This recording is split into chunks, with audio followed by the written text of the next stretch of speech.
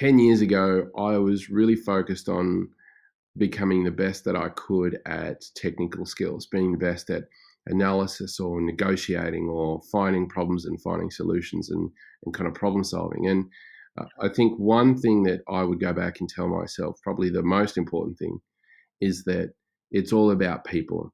So the soft skills, the influencing skills are critical, but everything is underpinned by credibility. So, the very best leaders, and this is a lesson I learned in the army, they do what they say they will do.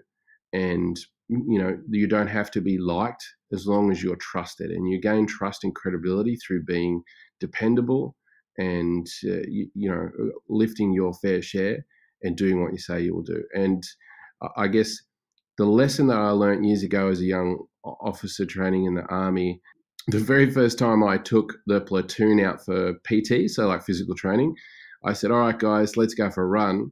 And everybody ignored me. And there were some really strong, commanding kind of sergeant level guys in the platoon. And they just looked at me with utter contempt, right?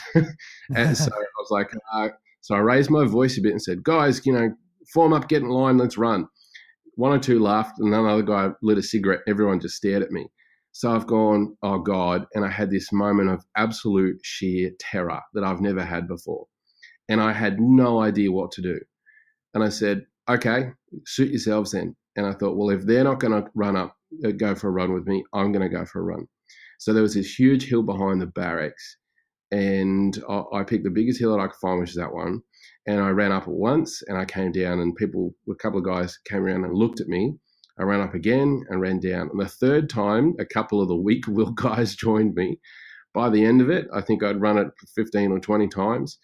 I puked all over the place. Everyone was running up and down it as hard as they could, even those grizzled sergeants, and no one ever questioned my leadership again. So that kind of doing what you say you'll do, leading by example, has stayed with me.